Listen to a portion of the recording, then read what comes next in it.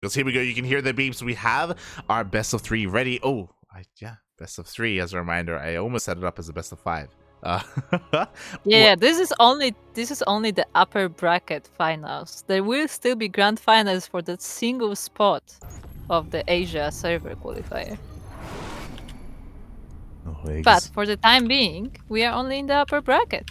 And we are now loaded into data under the sea, looking at the Zerg player. Light, it's a Zerg player.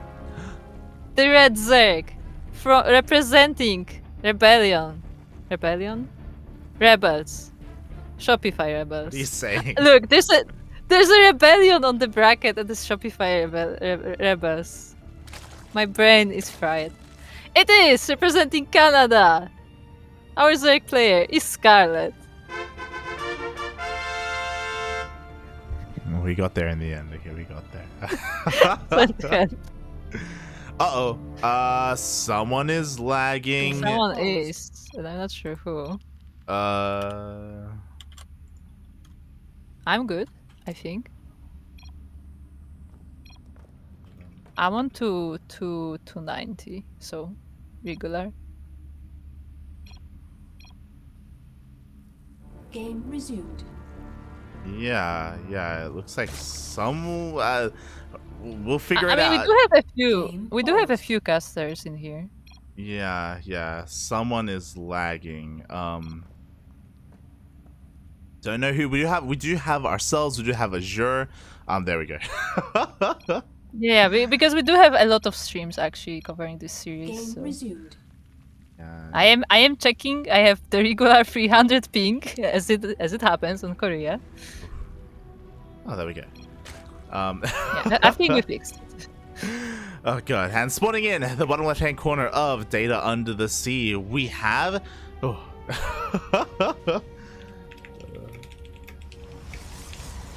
I gotta reply. We have god, Data Under the Sea, we have the South Korean Protoss player representing Team NV. It is NightMare. Well done.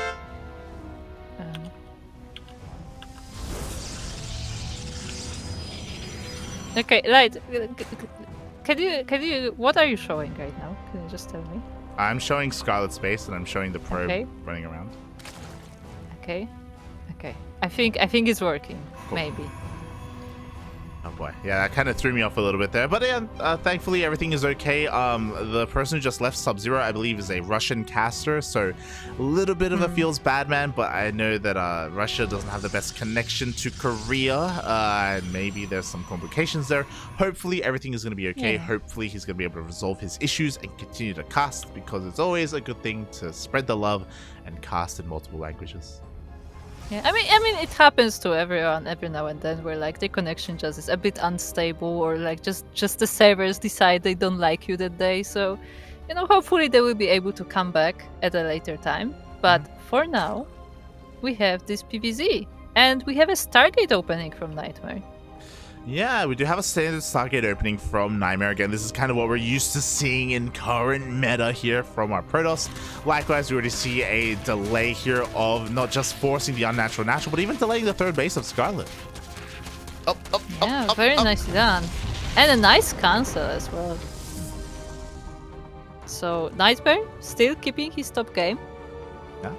Everything looking pretty good here. NightMare looking to try and scout the the third base as well. Natural even at the third base location with a bit of an adept. Is going to be able to trade out a little bit here. Takes out one lane. Going to be able to get a second, but at least doesn't get a drone. Yeah. So this Scarlett will keep him away for now. But as we said, it got the information at the very least. And there is an Oracle on the way. So there is more damage potential from NightMare. Oh, there is. Yorko is going to be coming out. Looking at the vision of Scarlett, she hasn't really seen too much. She has seen the adepts. She's seen the lack of stalkers, so she can assume that it's going to be a Stargate opener. She already should be getting her queens in position at the natural and main base. So yeah, this Oracle shouldn't be doing too much, at least not on its own. Things will change once we get more of them on the map. Yeah, there will be more orcas, and also that Adept is still alive, so technically it could cause some distraction. But the queens are following the Oracle rather closely, so I don't expect it getting too many drones. Yeah, exactly. The Oracle could get some lava, and there we go, does dive on top of that natural base, does get one lava for his troubles. Maybe a couple of drones, does get up, one. One drone, two. It's gonna go down. No, it just barely survives, actually. Barely survives there in the end. Nicely done by NightMare. Meanwhile, Scarlett is doing what she does best, especially against the hero style. She went for a very fast Evo chamber, going straight into +1 melee. Gonna be relying a lot on Lynx to shut down those stalkers. Yeah, that she will. And I mean, that third base from NightMare is also like quite in front there. So if the Lynx run in at the wrong moment, it's entirely possible that Scarlett will be able to destroy it. Yeah, definitely. You know, Link Floods, the Link kind of composition here of Scarlett doesn't just shut down the depths, it can also, doesn't just shut down gateway units, but can also dive and deny bases as well, depending on how heavily on Link she does focus. So we'll see how this all plays out. We'll also see if, yeah, this should be for Blink. There's no way he switches into like charge or anything crazy like that. Glaives. I mean, this is versus Lynx. But it is gonna be Blink, and with +1 as well, so the NightMare not being behind on the upgrades. But Scarlett is now preparing to get her army as she's double expanding, actually. Yeah, exactly. We need the bases, we need the lava specifically when we're going for nothing but Lings, bearing in mind that Scarlett Queen Ling is all she had. She did skip her safety Roach Warren. She's going for a Baliness as well. Nicely caught here, does get an Oracle and the Adept. Yeah, with all these queens here in the front, the oracles have to be extremely careful as one of them already went down. And it doesn't look like NightMare wants to remake those. Oh, exactly. Again, he's just going for those Blink Stalkers. He has seen the Lings, but he doesn't know how committed we are to Lings. +1 melee is relatively common nowadays as the response to this. And okay, she is still going to be making some roaches as she does throw that Warren down. Yes, that's what it looks like right now. And oh, nice! And NightMare actually getting for another Oracle, so he's not quite done with that harassment, and it will help with any link runbys as well. Yeah, it definitely will. I mean, definitely will help out with all of that. NightMare trying to get his 4th base up and running. What's important about this map as well is that it is a little bit easier to defend, but NightMare has to work on his walling because with bailing speed, Scarlett is soon going to be going for bailing runbys. That she will, but maybe NightMare is hoping that they won't even get there as he keeps attacking on creep. Yeah, exactly. Meanwhile, we see a full surround here on the Stalkers. Oh my god, where are the Blinks here, Papi? As half the Stalkers go down immediately. Yeah, some of the Stalkers got trapped on the other side of the rocks and they were taken down by the Lynx, and a lot of them are hurt as well, so they will be easy targets the next time the Lynx attack. Yeah, that was almost a game-ending mistake. If we look at the units lost tab, 6 Stalkers have gone down, and you can't afford to lose chunks of Stalkers like this. Like, that's the point of Blink, that's the point of these Oracles. You're meant to be safe, you're meant to slowly build up the Stalker count over the course of the game. And now Scarlett has the momentum, she's working on her upgrade, 20 more Lings are on the way, and this 4th base is looking so exposed. Yeah, also speaking of fighting on creep, look at the minimap. Scarlett has just creeped them up all the way into NightMare's bases, and her reinforcements are just so fast here. The queens can join the fight even. Yeah, they can join the fight. They have been doing a great job at spreading that creep. Meanwhile, we see a full surround. The 4th base is going to go down. Zealot run by Zealot Warpman was not good enough. Oh, nice Blink. Does body block a lot of those things, but they still managed to, for the most part, escape. Oh, no. I mean, to be fair, like, they kind of, like, they did their job essentially, so it's not horrible if she loses them here. She can fairly easily remake them, and she is doing so right now. But she did take that base down. Yeah, she did get the base. Now NightMare is still stuck on 3 base economy, still struggling to rebuild and regain that 4th base on location. Behind this, Scarlett just droning on up. What's important? Hive is on the way. She, I imagine, is looking to go straight into Ultras. Ultras. Yes. Okay, I can see that. Ultras versus targets, sure. Yeah, I mean, we have +2 melee already, like the upgrades are already lined up. We could at least see Adrenal Glands, which will help all of these Lings, again, turn them into Cracklings as well, going into 3-3. NightMare is transitioning a little bit. He just finished up his Templar Archives, so he can go into Archons, and they will definitely help against all these Lings. Yeah, they definitely will, but I can't help but feel like a bit claustrophobic for NightMare as this creep is almost getting onto his bases. These Zerg units are constantly at his door, and he's just trying to defend all of his expansions. Yeah, he's still struggling. I mean, he's going to be able to get his fourth base up and running, but you know what, Scarlett, she sees blood, she smells blood in the water. She's going to be able to catch a couple more of these Stalkers. The wall is looking quite solid. We have a shield battery, we have cannons. I don't know if Scarlett really wants to fight here, but the Baneys do find some connections. Yeah, they take down all of like most of these shield batteries, and a lot of Stalkers went down as well. So actually, even though NightMare holds for now, I feel like it's harder for him to rebuild after this attack. Yeah, exactly. And again, Scarlett wanted to clear up some supply because you know what takes up a lot of supply? Ultras. As the Ultra Cavern does get thrown down here, so Scarlett wants to eventually transition into that. NightMare has to be very careful. He has to also keep an eye out for that so he can also try and respond. But does he have time to? Because again, look at that creep. Yeah, the Zerg units are right here at his doorstep, and once again they are threatening this fourth base. The Archons are moving here, but at the same time they're leaving the third base vulnerable. Oh, they are, and here we go. Baneling run by does get into the third base. Probes are falling left and right, both at the third and the fourth. The wall is barely a wall, but even see the Banelings connect there. Yeah, that was a little bit more, maybe a waste of Banelings, but hey, we'll take it. No, hey, we need to get rid of the Banelings. You know, Ultras, they're very supply inefficient. Yeah, you can't go 200 Ultras. And that's what Scarlett is looking to do right now. Oh my god, she catches two more Archons as well. They go down immediately. There's just not enough healing here, even from the shield battery, to keep them alive. And look at the creep spread. It's already getting on top of the ramp. Thankfully, there's a cannon here to try and keep it at bay, but because of the creep specifically, it's not even just about the queens being so oppressive or the army being so active. NightMare, he can't expand. There's creep here already at his potential fifth base. Yeah, he's contained on these four bases, and even these four bases are so hard for him to hold. So, it's like basically it's just choking him. Exactly. Meanwhile, he's trying to go for some run by. She's trying to be aggressive himself, but because of all this creep spread, Scarlett sees it coming a mile away. She also has a wall of spine crawlers as well, so Zealot run bys aren't going to do anything. 3-3 is on the way. Kindness plating about to finish up. The first wave of Ultras are already out, and is there an answer to Ultras? We need Immortals. The first Immortal is on the way, but it's not ready yet. Yeah, and it's only one as well. I'm not even sure we can get out of that wall, to be honest, but we have some Archons. But that's about it. True. I mean, if you saw that Legacy of the Void cinematic, I guess Archons are answers to Ultras, Kappa. But we'll see how well they can do as the Ultras are rushing on forward. You see a couple of stage traps that are going to be triggered here by the Lings, but the Banelings roll in anyway. Yeah, I mean, a lot of them are stasis, but... Exactly. I lost my voice suddenly. Ooh, this is a nice stasis on the Lynx though, but the Ultras are now moving into the fourth base. Yeah, what's important is that the stasis traps are actually working as walls, so the Ultras actually couldn't push in. They were stuck behind the Lings of Scarlett, but with them running out, here we go. Now it's go time. The Ultras, there's nothing stopping them from pushing into the third base. Yeah, the Archons are doing their best against the Zerglings, but there's just so much Ling Bane and then Ultras behind them to clean up. Yeah, exactly. They're getting on top of everything. Sure, a couple of Immortals are coming out, and look at the Immortals go. They do kill two Ultras immediately, but there's not much of a buffer for them, and behind this, we just need Lings. Zealot run by does run into the wall, and the wall is a wall.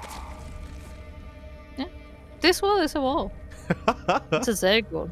It's a Zerg wall, something you don't see too often. It stands strong. None of those spine crawlers does end up going down. Meanwhile, 5 more Ultras are on the way. You could argue with Scarlett tunnel visioning too much on Ultras. Kind of, but I mean, she can afford to, because like, what is NightMare gonna do? Yeah, I was gonna say, I mean, yeah, sure, a little bit, but it's working, so does it really count? Yeah, exactly. You know, she's forcing this to happen, and Scarlett behind this, there we go, she's taking up, she's thinking about maybe transitioning into Corruptors, into Broodlords. Yeah, definitely a good idea. As you know, as much as Scarlett is winning the battles, like still it's not like, you know, an ideal position to push into. Like she still has to squeeze it through these choke points. But with Broodlords, it may be a different story. Yeah, exactly. On top of that, Baneling run by, Baneling drops here at the third base. Banelings roll into the fourth as well. Every single worker is going to be going down here. We're down to 42 probes remaining for NightMare. He's kind of being forced. I was going to say all in, but like, it's just a hard position to be in. Like, what do you do? Attack? Defend? It's... Yeah, I'm not sure. Those poor Immortals are doing a lot of damage though, and they're actually pushing the Scarlet away temporarily. Yeah. But there's 50 links in production, the Greater Spy is about to finish. I still think this is not looking great for NightMare. It's not. I mean, he's on creep right now. He's going to get fully surrounded here by the Lings, by the Ultras. Every single Immortal goes down, even though they could technically be an answer to Ultras. Not here, not on creep. Yeah, and Scarlett will take game number 1. GG. Well played. Congratulations to Scarlett there. Honestly, a very dominant showing. Clearly understanding the strengths and weaknesses of that Blink Stalker Oracle style. Yeah, nicely done. I feel like the most impressive thing to me was just that creep spread all over the map. Like she throughout the whole game, like the map was hers basically. Yeah, a lot of this did come down to the openers, as players are going to be loading on in, and I believe we are going to be missing Azure Rush. Oh yeah, a bit of a feels bad, man. But what was I gonna say? Oh yes, a lot of that is because she was relatively greedy. She was working off of very little gas to begin with, and if you remember, for the first couple of minutes of the game, it was just sheer Ling Queen. It was actually just pure Ling Queen. Yeah, it was.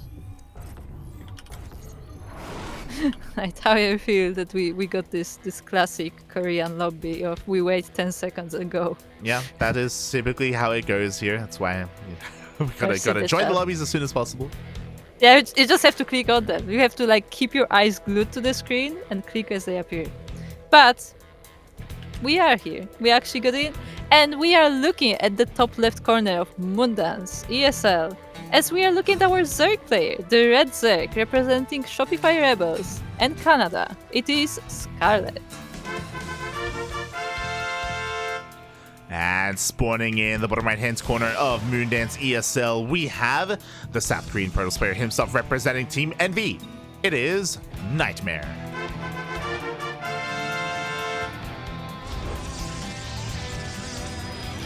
So I have a question. Do you want NightMare to play a standard, game, a proper game? Or do you want him to try something quirky here? I mean, we've seen it in the past. We were lucky enough to cast I believe the Home Story Cup qualifiers. Scarlett versus Estrella. And Scarlett is looking really good currently against Stalker Oracle, right? Against that kind of meta style. So I don't think that that's going to work against Scarlett. Estrella did end up beating Scarlett, by the way, in those qualifiers, but he did so just really being on point with transitioning and keeping up with Scarlett, with what Scarlett was doing. But that was also on a larger map. This is a pretty small one. You were talking about creep thread earlier. Like, Scarlett's creep thread is also going to get out of control in this map if you go for that Stalker style. I would like NightMare to do something a little bit different instead.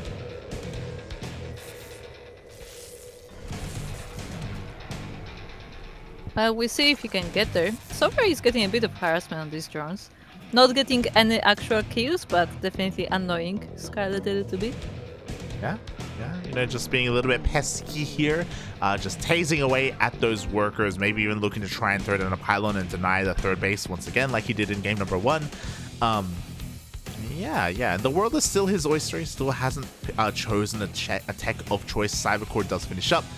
And there we go. We have decided. Once again, it will be the Stargate. I do wonder if it's gonna be Oracles once again, or if it's gonna try something else. But we'll find out soon enough, as he does successfully block this base. Yeah, he could even think himself that maybe he made a couple of mistakes and he could try it again and execute it a little bit better. If you remember, game number 1 started with NightMare losing 6 Stalkers almost immediately when there was a little bit of miscontrol and there was no blink, even though he had blink. Yeah, it was a really rough start there to that game. Well, so far he's getting a nice scout with the Adept, seeing the whole main base of Scarlett, and even getting a glimpse of the unnatural natural. And the Adept does survive, so it will be able to dive back in later. Yeah, the Adept is rushing back home. The Lings are just hot on its heels. Good enough micro is going to be able to keep it alive. Does regenerate some shields. There we go. Meets up with the second Adept. Yeah, nicely done there. And it will be that Oracle once again coming from NightMare. Yeah, exactly. It is just scouted in time here by Scarlett. She's aware of where the Oracle is headed. She can prepare her queens, prepare any spore already in the main base. So she is fully prepared for this Oracle. Yeah, I don't think this Oracle will be able to get much damage done. 2 queens are already on its tail, so yeah, like NightMare has to be careful to not just straight up lose it here. Yeah, and I'm curious because Scarlett is switching things up. As she does switch things up, massive shout out to Wellmu. Thank you so much for the raid, the Finnish Protoss player. It's always, I mean, if you're here, it's great to see you back after kind of a long hiatus. You know, we've been missing you for quite a number of years, but it's cool to see you competing again, or at least playing StarCraft again. Yes, we're one of those people who remember. Yes. We remember Wellmu. Yeah, I mean, we raided Wellmu in the past, to be fair. Yeah. So, thank you for the raid. We appreciate it. Hope you enjoyed your stream. Meanwhile, we are here in the upper bracket finals. It's still a best of 3 between Scarlett versus NightMare.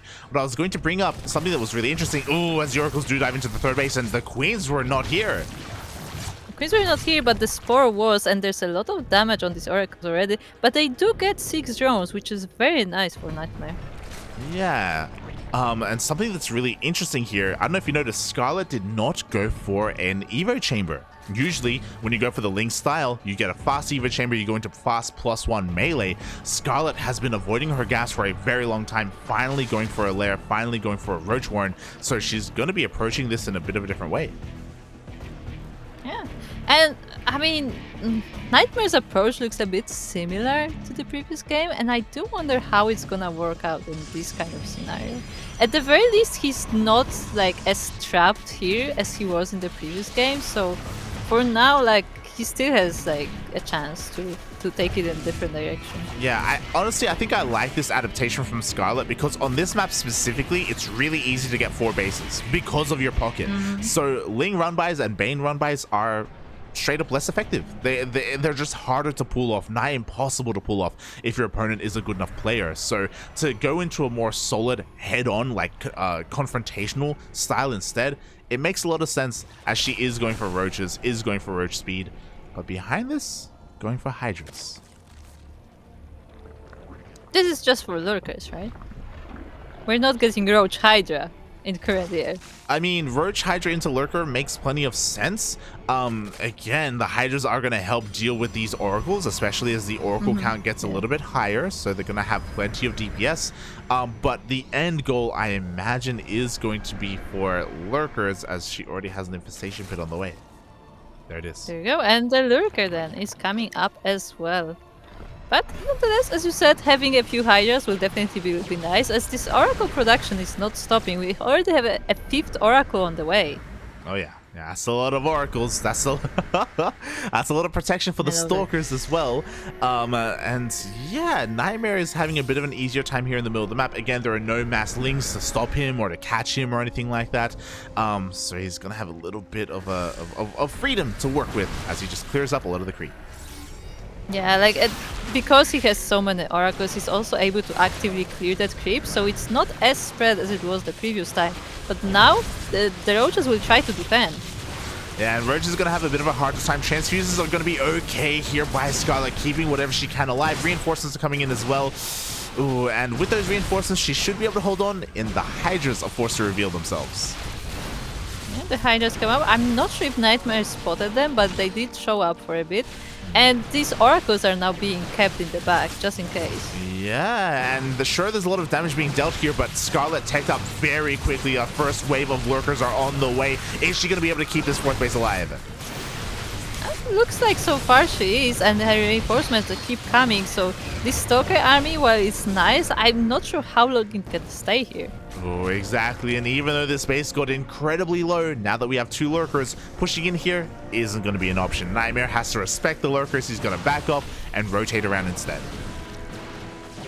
I mean, having this many Oracles is definitely helpful with the Lurkers because they are revealed, so he knows exactly where they are, but oh, this is the dangerous spot. Oh, exactly. NightMare trying to find a way in. Lurkers here at the 4th base at the entrance to the main. Does head over towards the right-hand side instead, but Scarlett sees all of this because of the creep, and she can keep up and rotate alongside him. And that's what she will do as the Lings are now running in. Ooh, but the Zealot run by actually takes down that vulnerable base as Scarlett was distracted for a moment. Yeah, Scarlett caught off guard here. She had all of her attention on these Stalkers, and now the Lurkers are getting a little bit exposed. Yeah, they are still rebuilt, and NightMare did try to snipe them, but they didn't focus fire a single one of them, so they only get damage, unfortunately. And the Zealots are still doing damage. The Zealots got to force around. The Hydras go down. The Roaches as well. We do have a revelation on one of those Lurkers. The Zealots are going uncontested. Lurkers are okay against Zealots, but we don't have any Baneys. We don't have any Lings. We don't have anything else to deal with them. Yeah, and those Zealots do have charge, and they come in, and the Lurkers are trying to reposition, but this is it. NightMare ties it up. GG, well played there by NightMare, and he did change up his composition. Honestly, did rely a lot on the Stalkers to begin with, but then hard switched into Zealots instead, pulling apart Scarlett. Scarlett, I appreciate that she teched up the Lurkers as quickly as possible. It was really cool to see, but she only had a handful of them, and she didn't have enough to protect all her bases at once. She had to pick and choose where they were going to be. Yeah, I feel like she really did not expect that Zealot run by to come in right there and then, because like the whole army just moved to the other side, to the other bases, and the third was left vulnerable with the queens. Yeah, very vulnerable indeed. Nice moves there by NightMare, completely catching Scarlett off guard. Oh, I think we all assumed that maybe she would be safe and sound once she got her first wave of Lurkers up. But again, there were only 2. There were a couple more on the way behind that, but it took a while to really get going. And now we go into the ace match. As a reminder, this is a best of 3, so this is where it all ends. Yeah, this is a best of 3. It's an upper bracket final. And once again, a quick lobby. The classic style. This time no one is left out, as it looks like Azure Rush did have to jump into a different series instead. A bit of a feels bad, man, but I hope the cast is going well over on the Taiwanese stream. Meanwhile, here we go. Diving into game número 3. And it will be played on Cosmic Sapphire ESL. As we are now loading in. And we are looking first at the base of our Zerg player. Representing Shopify Rebels and Canada, it is Scarlett. And spawning in the top left-hand corner of Cosmic Sapphire ESL, we have the South Korean Protoss player himself representing Team Envy. It is NightMare.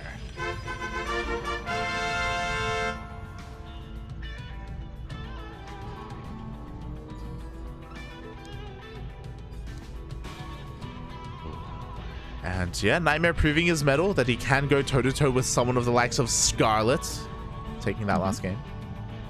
Yeah, after the first game, I was a bit worried that this is gonna be like a quick series in Scarlett's favor. But NightMare did bring it back, and it worked out pretty nicely for him. And once again, he's here to block this natural. Oh, this is painful. This is so painful. No, okay, there we go. Scarlett was waiting for the probe to leave. She wanted her natural. There we go. NightMare takes the bait, goes up into the main, and Scarlett can expand. Yeah, and this was a hatch first, so there's no pull coming, and NightMare has to double check that to make sure that's what's happening, and he gets all the information he needs. Yeah. He delayed the natural by a little bit, but only by a little bit. At least she was able to expand the way that she wanted to. As we get into this, of course, Cosmic Sapphire being a bit of a larger map. Because it's a larger map, I see Scarlett reverting back to her +1 melee style if we see the Stargate opener, if we see Triple Oracle again. The question is, will we see that? Because, I mean, NightMare went for this type of games with a little bit different like transition from it, I guess. But we'll see if this is what he wants to go for the third game as well.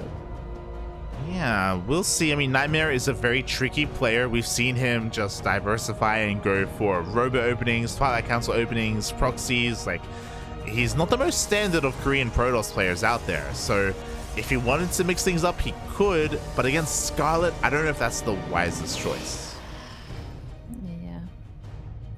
Either way, you say he's not one of the most standard. I think he was the first one to use Blink DTs in GSL. Yeah, he did it against Gumiho.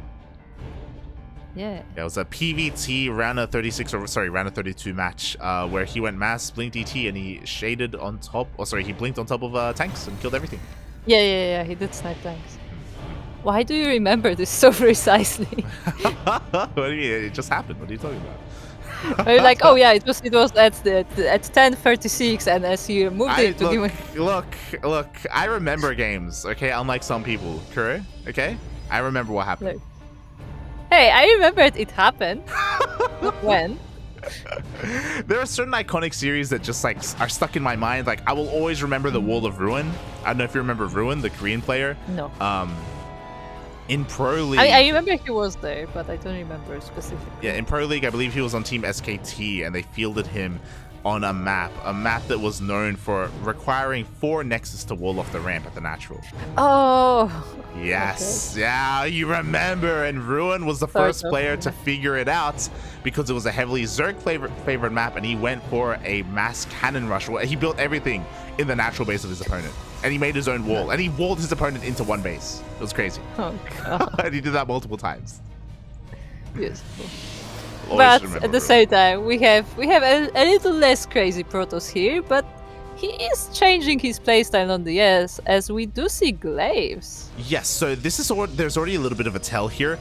This Overlord was pushed away by a Stalker, and this usually doesn't happen if you go for a Stargate opener. So immediately Scarlett is on notice. She's like, hold on, something is wrong here. Maybe it's a Robo opener, maybe it's a Twilight Council opener. There is something different going on. She hasn't gone into the main base yet, but she has links to Scout, and it looks like, oh, will she see the Prism? She will not. She gets pushed away.